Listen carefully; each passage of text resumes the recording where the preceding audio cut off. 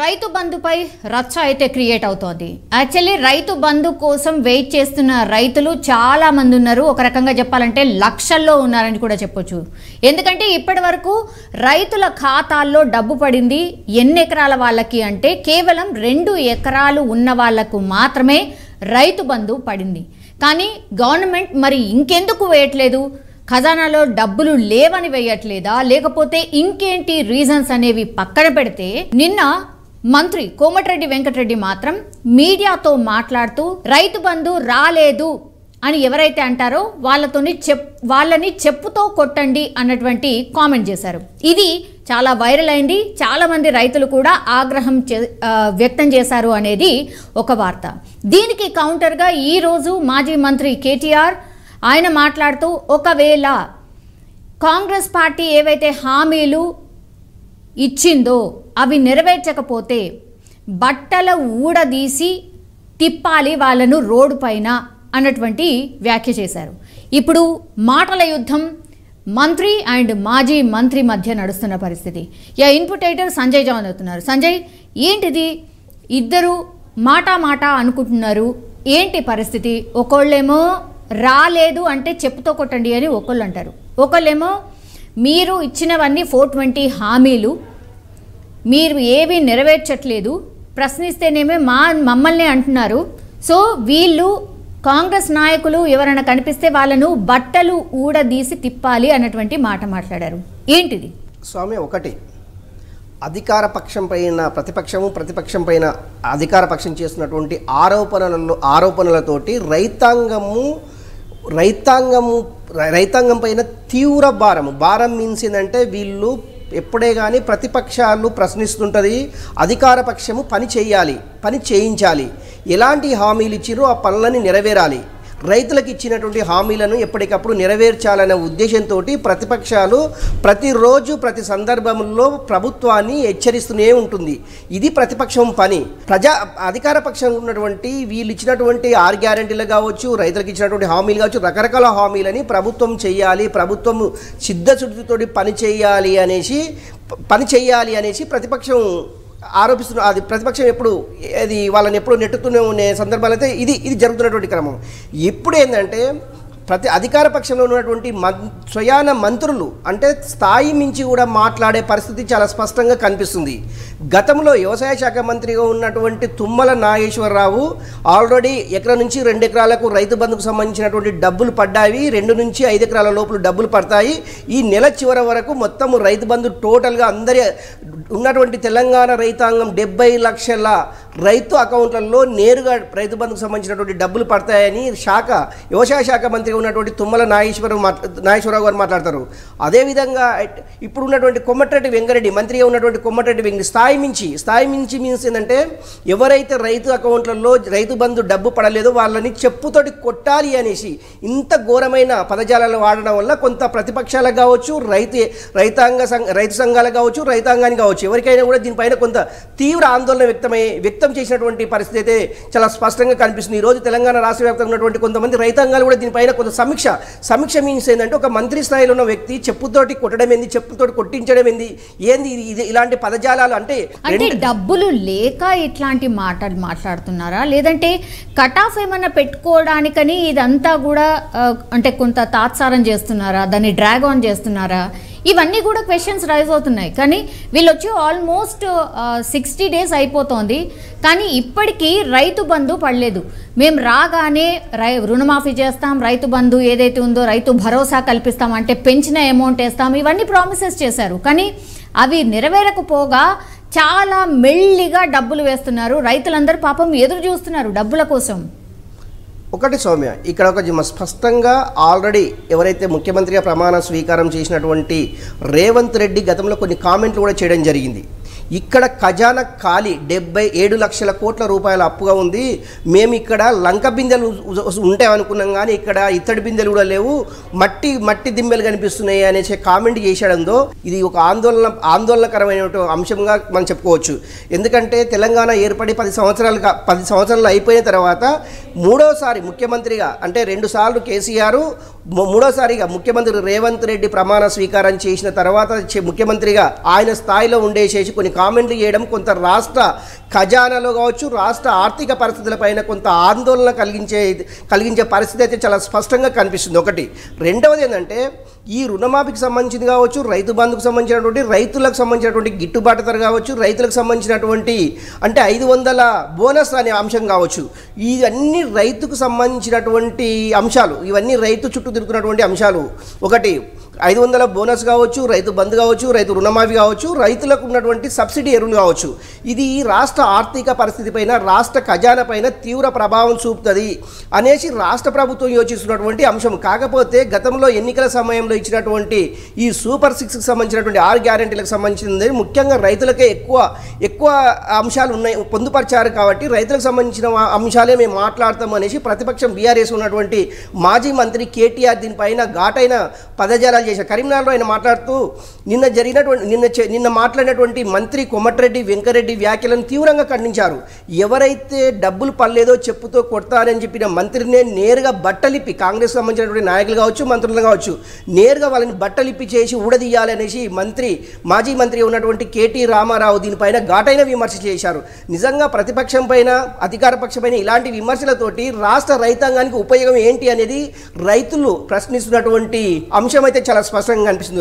1, 3 ఇలాంటి చౌకబారి వ్యాఖ్యలు చేయడం వల్ల రాష్ట్ర రైతాంగాన్ని కావచ్చు, రాష్ట్ర ప్రజానికాన్ని కావచ్చు, రాష్ట్ర ప్రభుత్వం కావచ్చు, ప్రతిపక్షం కావచ్చు ఏం సమాధానం చెప్తారనేదే ఇప్పుడు అలా ముందున్నటువంటి పెద్ద ప్రశ్న.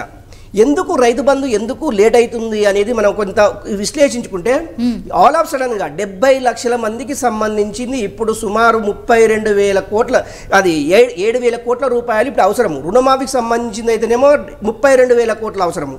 నిజంగా రాష్ట్ర పరిస్థితి, రాష్ట్ర ఖజానా మొత్తం ఖాళీ అయిన పరిస్థితి అయితే చాలా స్పష్టంగా కనిపిస్తుందని చెప్పుకోవచ్చు. రాష్ట్ర ఆర్థిక శాఖ మంత్రి ఉన్నటువంటి డిప్యూటీ సీఎం బట్టి విక్రమార్క గారు వాళ్ళు చెప్తున్న అంశం ఏంది అంటే మనకు రెవెన్యూ సోర్సెస్ని పెంచుకోవాలి, ఆదాయ వనరులను పెంచుకోవాలి. అంటే ఆర్థిక పరిస్థితి బాగలేదు, ఆర్థిక పరిస్థితి బాగలేదు కనుకనే మనము డబ్బులు ఏ విధంగా సంపాదించాలి అనేది యోచించాలి, ప్రతి ఒక్కరు దానిపైన దృష్టి పెట్టాలనేసి రాష్ట్ర ఆర్థిక శాఖ మంత్రి ఉన్నటువంటి డిప్యూటీ సీఎం బట్టి విక్రమార్క గారు ఈ విధంగా సూచనలు చేశారు. ఇది ఒక కంటికి ఏంటంటే రాష్ట్ర ప్రభుత్వానికి మేలు చేసే అంశమే. కానీ కొంతమంది మంత్రులు మార్చి స్థాయికి మించి ఏంటంటే బట్టలు ఇప్పి కొట్టడం అనేది ఇది ఒక మంత్రి స్థాయిలో ఉండి ఇలాంటి వ్యాఖ్యలు చేయడం సరైనది కాదు అనేసి రాష్ట్ర రైతు సంఘాలు కావచ్చు, రాష్ట్ర రైతాంగం కావచ్చు, చాలామంది అంటే ఈ యొక్క రైతాంగ నిపుణులు కావచ్చు ఇలాంటి వ్యాఖ్యలు చేయడం సరికాదనేసి తీవ్రంగా విమర్శించడం జరిగింది. నిజంగా కూడా ఎందుకు లేట్ అవుతుంది అంటే, రైతు బంధు ఇవ్వడానికి ఎందుకు లేట్ అవుతుందంటే ఖజానా ఖాళీ అని చెప్పుకోవచ్చు. రేవంత్ రెడ్డి స్పష్టంగా చెప్పాడు. ముఖ్యమంత్రి రేవంత్ రెడ్డి గారు ఆయన స్థాయి ఏంది అంటే, గత ప్రభుత్వం చేసినటువంటి అప్పులు ఇప్పుడు రాష్ట్ర ప్రభుత్వాన్ని తీర్చలేని పరిస్థితి ఉంది. ప్రతి హెడ్ పైన, ప్రతి ఒక్కరి తలపైన సుమారు 2 లక్షలకు పైగా అప్పు చేసిపోయారు. ఇలాంటి పరిస్థితుల్లో రాష్ట్ర రైతాంగాన్ని ప్రభుత్వం ఆదుకోవాలంటే డబ్బులు కావాలి. ఇప్పుడు చూస్తే ఖజానా ఖాళీ, ఏం చెయ్యాలి, ఏం తినాలి అనే పరిస్థితి స్పష్టంగా కనిపిస్తుంది. పోనీ సంజయ్, ఓకే, సిచ్యువేషన్ అర్థం చేసుకోవచ్చు. మొన్ననే వచ్చారు కాబట్టి ఖజానా ఖాళీ ఉందని పదే అందరూ మాట్లాడుతున్నారు. ఈవెన్ సీఎం రేవంత్ రెడ్డి గారు కూడా చెప్పే ప్రయత్నం చేస్తూ ఉన్నారు. మరి అదే కన్విన్స్ చేయొచ్చు కదా, ఇంకా కొంత టైం పడుతుంది, సమయం పడుతుంది, వెయిట్ చేయండి, మేము డెఫినెట్లీ ఇవ్వబోతున్నాం, ఇవ్వన్నా చెప్పట్లేదు. 60 డేస్ అయిపోయింది, 6 గ్యారంటీలు అన్నారు, 2 ఆల్రెడీ నెరవేర్చారు, ఇంకా 4 గ్యారంటీల కోసం ప్రజలైతే వెయిట్ చేస్తున్నారు. ఎస్పెషల్లీ రైతు బంధు పడుతుందని చాలా ఆశతో వెయిట్ చేస్తున్నారు. ఎందుకంటే పెట్టుబడి సాయం కింద ఇచ్చేటటువంటి అమౌంట్ అది వాళ్ళకు అలవాటైపోయింది గత 5-6 సంవత్సరాల నుంచి. అది రాకపోయేసరికి నిజంగానే రైతులు కొంత ఫ్రస్ట్రేషన్లో ఉన్నటువంటి సిచ్యువేషన్ డెఫినెట్లీ కనిపిస్తోంది. సో దీన్ని ఎట్లా రెక్టిఫై చేయబోతోంది కాంగ్రెస్ పార్టీ? ఇలా తిట్టుకోవడం వల్ల, లేకపోతే ఒకరికొకరు ఇట్లా మాటలు అనుకోవడం వల్ల రైతులు ఇది ఎక్స్పెక్ట్ చేయట్లేదు. రైతులకు కావాల్సింది డబ్బుల సాయం. సో ఇప్పుడు చేస్తారా, ఇంకా కొంత సమయం ఆగాల? అది క్లారిఫై ఎందుకు చేయట్లేదు? స్వామి, ఒకటి, యాసంగి పంటలు ప్రారంభమయ్యాయి. పెట్టుబడి సాయం కింద రాష్ట్ర ప్రభుత్వం ఎప్పుడు ఇది ఇస్తుందా అని ఎదురు చూసే పరిస్థితి అయితే ఈ 70 లక్షల మంది రైతులకు లేకపోవచ్చు, కానీ సుమారు ఇందులో వచ్చేసి 50 లక్షల మందికి ఈ రైతు బంధు పడితేనే తప్ప ఈ వ్యవసాయ పనులు సాగేటట్టు లేవు అనేసి ఎదురు చూస్తున్న పరిస్థితి 70 లక్షల రైతులు ఎదురు చూస్తున్న పరిస్థితి స్పష్టంగా కనిపిస్తుంది. ఎందుకంటే ఒక పక్క పెరిగినటువంటి విత్తనాలు రేట్లు, పెరిగిపోతున్నటువంటి అది కెమికల్స్ మందులు ఫెర్టిలైజర్స్ సంబంధించింది కావచ్చు, పెరిగిపోతున్నటువంటి కూలీల అది డైలీ వేసెస్ కానీ ఇవన్నీ చూసుకుంటుంటే ఒక రైతుకు అంటే ఈ రైతు బంధు పడిన వెంటనే ఇవన్నీ యాసంగికి సంబంధించిన పనులు ప్రారంభించుకోవచ్చు అనేసి రాష్ట్ర రైతాంగం మొత్తం ఎదురు చూస్తున్నటువంటి పరిస్థితి. రాష్ట్ర ముఖ్యమంత్రి రేవంత్ రెడ్డి ఎప్పుడైతే ప్రమాణ స్వీకారం చేశారో రైతుల అకౌంట్లో కానివ్వండి, రైతు రుణమాఫీ కానివ్వండి, రైతుకు సంబంధించినటువంటి అన్ని వీటిని నెరవేరుస్తాము ఈ 100 రోజుల్లో అని చెప్పారు. కాకపోతే రాష్ట్ర ఆ శాఖ అంటే వ్యవసాయ శాఖ మంత్రి ఉన్నటువంటి తుమ్మల నాగేశ్వరరావు ఈ మంత్రి అంటే ఈ జనవరి ఎండింగ్ వరకు మొత్తం కంప్లీట్ చేస్తామన్నారు. అదేవిధంగా మంత్రి కొమ్మటిరెడ్డి మాట్లాడుతూ డబ్బులు పడని వ్యక్తుల డబ్బులు ఎవరైతే రైతు బంధు పడలేదో వాళ్ళని బట్టలిప్పి కొట్టాలి, ఇలాంటి వ్యాఖ్యలతోటి రాష్ట్ర రైతాంగము కొంత ఇబ్బంది పడేటటువంటి అవకాశము, ఇబ్బంది పడుతున్నటువంటి సందర్భము మన కళ్ళ ముందు కనిపిస్తున్నటువంటి దృశ్యాలను మనం చూస్తున్నాం. ఒకటి. రెండవది ఏంటంటే నిజంగా ఇది ఎప్పుడు పడుతుంది, ఎప్పుడు పడుతుంది రేపా ఎల్లుండి అనే ఈ యొక్క ఎదురుచూపులనే రైతాంగము అంటే కంట్లో కన్ను పెట్టుకొని చూస్తున్నటువంటి పరిస్థితి చాలా స్పష్టంగా కనిపిస్తుంది. ఇప్పటికీ 15 రోజులు గడిచిపోయింది. యాసంగి పనులు, వ్యవసాయానికి సంబంధించినటువంటి యాసంగి పనులు ప్రారంభమై 15 రోజులు గడిచిపోతుంది. ఎందుకంటే ఎప్పుడైతే ఈ లేట్ అవుతా కొద్దీ అంటే రైతు బంధు కోసం ఎదురు చూస్తున్నటువంటి రైతాంగం ఏదైతే లేట్ అయిపోద్ది, యాసంగికి సంబంధించినటువంటి వరి నారులు ఒకవేళ లేట్ అయితే అవి ముదిరిపోయేసేసి వ్యవసాయానికి పనికి రాకుండా పోతాయి అనే విషయం మనందరికీ తెలిసిన విషయం. ఎందుకంటే ప్రతి ఒక్కరూ మన రైతు కుటుంబం నుంచి వచ్చినాం కనుక రైతులకు సంబంధించినటువంటి అవగాహన మనకు పూర్తిగా ఉంటుంది. కాకపోతే ఇన్ టైంలో రైతులను ఆదుకొని రైతు బంధుకు సంబంధించినటువంటి డబ్బుని రాష్ట్ర ప్రభుత్వము రైతు అకౌంట్లో జమ చేయడం లేదంటే యాసంగికి సంబంధించినటువంటి పంటలకు సంబంధించిన పనులకు సంబంధించినటువంటి త్వరగా అయితేవి పంటలు అంటే సరైన సమయంలో పంటలు వస్తాయి, సరైన గిట్టుబాటు వస్తుంది. ఏ టైం కంటే వీళ్ళు పనులు చేసుకుంటారో పండించిన పంట కూడా సరైన సమయంలో వస్తుంది కనుక వ్యవసాయదారులకు వాళ్ళ మీద అంటే కాలం అంటే అది వేసవి కాలం ఇట్లా అంటే మనకు కొంత అంటే ఈ 4 నెలల పంటలు 6 నెలల పంటలు రకరకాలు ఉంటాయి సౌమ్య. ఇందులో దీనిపైన కొద్దిగా అవగాహన లేదని. కానీ ఒకటి, ఇప్పుడు యాసంగికి సంబంధించినటువంటి పనులు అయితే ప్రారంభమయ్యాయి. పనులకు అంటే వ్యవసాయం సంబంధించినటువంటి ఈ రైతు బంధు ఎప్పుడైతే రైతులకు అందుతుందో వాళ్ళు పనులని ఇంకా వేగవంతం చేసుకునే అవకాశం ఉంటుంది. ఏదేమైనా కూడా రాష్ట్ర ప్రభుత్వము కొద్దిగా స్పందించి అంటే ప్రతిపక్షాలపైన విమర్శలు చేయకుండా ప్రతిపక్షాలు అధికారపక్షమైన విమర్శలు చేయకుండా రాష్ట్ర రైతాంగాన్ని ఆదుకోవాలనేసి మనం కోరుకుందాము సౌమ్య. కానీ సంజయ్, ఇప్పుడు దసరా వరకు నచ్చినటువంటి కాంగ్రెస్ పార్టీ సంక్రాంతి వరకే ఆల్మోస్ట్ అంటే వాళ్ళు ఏమైతే హామీలు ఇచ్చారో అవన్నీ కూడా నెరవేర్చట్లేదు అనేది కూడా ఒక టాక్ నడుస్తుంది. ఒకటి, ఇప్పుడు రాబోతోంది parliament elections Sanjay. So parliament elections అయినా దృష్టిలో పెట్టుకొని మరి ఇంత నెగిటివ్ టాక్ నడుస్తోంది కాబట్టి దీన్ని రెక్టిఫై చేయబోతోందా సర్కార్? దీని మీద ఎంత సీరియస్గా ఉండబోతోంది? 6 గ్యారంటీలు అని అధికారంలోకి వచ్చారు. మరి ఇప్పుడు parliament election notification I think February 2nd week or 3rd వీక్లో వచ్చేస్తుంది. సో ఇంకా టైం కూడా ఎక్కువ లేదు. సో ఏదైతే బీఆర్ఎస్ పార్టీ విమర్శ చేస్తోందో, ఇవన్నీ 420 హామీలు అని విమర్శ చేస్తోందో అది నిజం అవుతుంది కదా మరి స్వామి? ఒకటి అంటే మన కళ్ళ ముందు కదిలాడుతున్న అంశం అయితే ఇది ఒకటి. ఎలా అంటే వీళ్ళు ప్రకటించినటువంటి సూపర్ 6 ఏదైతే ఉందో ఈ 6 గ్యారంటీలకు సంబంధించింది ఓన్లీ ఉచిత ఆర్టీసీ బస్సు తప్ప మిగతావి కొంత కొలికి రాలేదని చెప్పుకోవాలి. వాటిని నెరవేరాలంటే, వాటిని అమలు చేయాలంటే రాష్ట్ర ఆర్థిక పరిస్థితిని బట్టి వాళ్ళు మసులుకునే పరిస్థితి ఉండాలి. ఒకటి.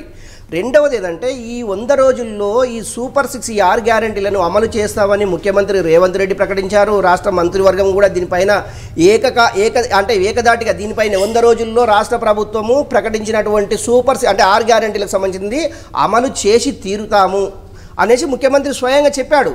కాకపోతే ఇవి మేకపోతు గాంభీరమా లేకపోతే నిజంగా నెరవేర్చే అవకాశం ఉందా అనే డౌట్ అయితే రాష్ట్ర ప్రజానికానికి ఒక అనుమానం అయితే కలుగుతుంది. 2, గత ప్రభుత్వం చేయలేనిది ఈ కాంగ్రెస్ ప్రభుత్వం ఎలా చేస్తుంది అనేసి ఒక పెద్ద క్వశ్చన్ మార్క్ అయితే ఉంది. ఒకటి, ఇప్పటికే రాష్ట్ర ఖజానా సుమారు 7 లక్షల కోట్ల రూపాయలు అప్పుల కూబిలో కుంగిపోయింది. ఇప్పుడు ఈ సూపర్ 6 అంటే 6 గ్యారంటీలకు సంబంధించి నెరవేర్చాలంటే సుమారు 2 లక్షల కోట్ల రూపాయలు అవసరమైతే ఇవి నెరవేరవు. కానీ మన రాష్ట్ర బడ్జెట్ వచ్చేసి 2,20,00,000 కోట్ల రూపాయలు మాత్రమే. ఆల్ ఆఫ్ సడన్గా 2 లక్షల కోట్లు కావాలి అంటే ఈ 100 రోజుల్లో ఏ ప్రపంచ దేశాల్లో ముందుకొచ్చినా, ఏ రిజర్వ్ బ్యాంక్ ముందుకొచ్చినా కూడా ఈ 2 లక్షల కోట్లు తెలంగాణకి ఇచ్చే అవకాశం ఎట్టి పరిస్థితుల్లో లేదు. ఇది 100%. ఎందుకంటే గత పాలకులు, గతంలో అధికారంలో ఉన్నటువంటి బీఆర్ఎస్కి సంబంధించినటువంటి నాయకులకు దీనిపైన ఒక స్పష్టమైన అవగాహన ఉంది. ఏంది అంటే గతంలో మేము చేయలేకనే మమ్మల్ని అంటే ఓటరు ఏదైతే తెలంగాణ ఓటర్ మమ్మల్ని దూరం పెట్టారు. ఇప్పుడు కాంగ్రెస్ అధికారంలోకి వచ్చింది. కాంగ్రెస్ కూడా సేమ్ బీఆర్ఎస్కు పట్టిన పరిస్థితి వచ్చే అవకాశం అయితే లేకపోలేదని చెప్పుకోవాలి. 2, ఈ ఉగాది అంటే సంక్రాంతి నాటికి 100 రోజులు కంప్లీట్ అయితే ఈ సంక్రాంతి నాటికి సుమారు ఈ 2 లక్షల కోట్ల రూపాయలు అంటే 2 లక్షల ఉద్యోగాలు కావచ్చు, 2 లక్షల రుణమాఫీలు కావచ్చు, రకరకాల వీళ్ళు ప్రకటించినటువంటి 6 గ్యారంటీలకు సంబంధించినటువంటి ఇంత అమౌంట్ ఆల్ ఆఫ్ సడన్గా తెచ్చితే నెరవేరాలి అంటే అమలులో సాధ్యం కానటువంటి అంశం అని చెప్పుకోవాలి. 1 by 1 అంటే వీరికి కొంత టైమ్ ఆఫ్ పీరియడ్ పెట్టేసేసి ఇది 1 by 1 ఒకటి అమలు చేసిన తర్వాత సెకండ్ తర్వాత థర్డ్ ఇట్లా 1 by 1 చేసుకుంటూ పోతే రాష్ట్ర ప్రభుత్వానికి కొంత ఎసులుబాటు కలిగే అవకాశం ఉంది తప్ప ఆల్ ఆఫ్ సడన్గా ఒకేసారి సంక్రాంతి అంటే 100 రోజుల లోపల ఇవన్నీ చేస్తామనేది అసాధ్యం కాదు అనేసి కొంతమంది రాజకీయ నిపుణులు కూడా, కొంతమంది ఈ ఆర్థిక నిపుణులు కూడా దీనిపైన అంటే కొంత గుసగుసలు అయితే ఆడుకుంటున్నట్టే పరిస్థితి. ఎందుకంటే కాంగ్రెస్ గవర్నమెంట్కి తెలుసు ఇంత పెద్ద అమౌంట్కి సంబంధించినటువంటి అంశం ఎవరు మాట్లాడినా కూడా ఆచరణలో సాధ్యం కాదు అనేసి అధికార పక్షం అదే చెప్తుంది, ప్రతిపక్షం అదే చెప్తుంది, కొంతమంది విశ్లేషకులు కూడా చెప్తున్నటువంటి పరిస్థితి. నిజంగా ఈ యొక్క పార్లమెంట్ ఎన్నికలు వస్తున్న తరుణంలో ఈ సూపర్ 6 అంటే 6 గ్యారంటీలకు సంబంధించినటువంటి నెరవేరకపోతే రేపు పార్లమెంట్ ఎన్నికల్లో కాంగ్రెస్ పార్టీకి కొంత గడ్డుకాలం అని చెప్పాలి దానికి. ఎందుకంటే ప్రతిపక్షాలు నిజంగా స్ట్రాంగ్ ఉంటే ప్రతిపక్షాలకు వచ్చే అవకాశం ఉంది. కాకపోతే ఇక్కడ ప్రతిపక్షం కూడా స్ట్రాంగ్ లేదు. ఎందుకంటే ఇప్పటికీ చూస్తున్నాం మనం ఈ బీఆర్ఎస్ సంబంధించినటువంటి ఎమ్మెల్యేలు సీఎం కలవడము, సీఎంకి సంబంధించినట్టు అది బీజేపీకి సంబంధించినటువంటి ఇట్లా రకరకాల ఈక్వేషన్స్ నడుస్తున్నాయి.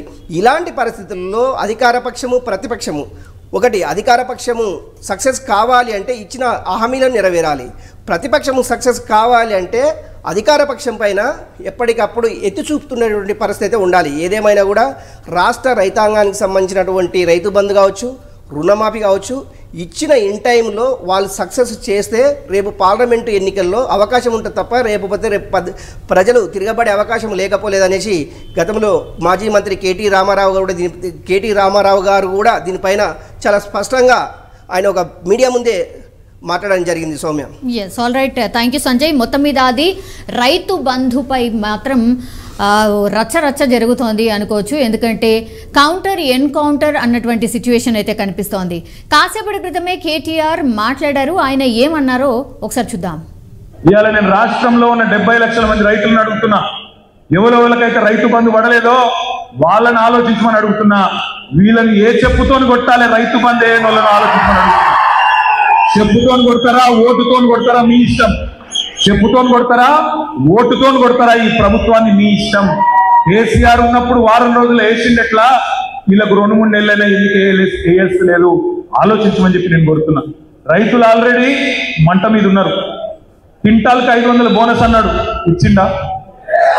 రేపు ఇస్తాడా ఏప్రిల్లో? ఇవ్వకపోతే రైతులు ఊకుంటారా? సీరిసింత గట్టరు. 500 బోనస్ క్వింటాల్కు మర్చిపోవద్దు తమ్ముళ్ళు. 500 బోనస్ ఇచ్చి తీరాలి.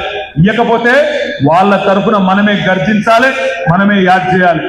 2 లక్షల రుణమాఫీ అన్నట్టు డిసెంబర్ 9 నాడు సోనియమ్మ జన్మదినం 2 లక్షల రుణమాఫీ. రైతులు మీరు పోయి ఉడుకురికి తెచ్చుకోండి. ఇప్పటిదాకా తీసుకోని వాళ్ళు ఉంటే డిసెంబర్ 8 దాకా ఓన్రి పోయి తెచ్చుకోండి, నేను సంతకం పెడతా అన్నాడు. డిసెంబర్ 9 పోయింది, జనవరి 9 పోయింది, ఫిబ్రవరి 9 వస్తుంది. చేస్తాడా? చేయడు, చేత కాదు. ఎందుకంటే గుంపు మేస్త్రి గారికి ఇదివరకు పనిచేసిన తెలివి లేదు. ఏదో ప్రతిపక్షంగా ఉన్నప్పుడు డైలాగులు కొట్టుకుంటూ అవతల పడ్డాడు. నోటికి ఎంత వస్తాను తొర్రుకుంటా, కేసీఆర్ మీద భూత పురాణం ప్రయోగించుకుంటా ఒర్రుకుంటా తిరిగిండు, ఒర్రుపోతాడు తప్ప ఆయనకి ఏం తెలియదు. తెలియకేదో మాట్లాడిండు, ఫసాయించిండు.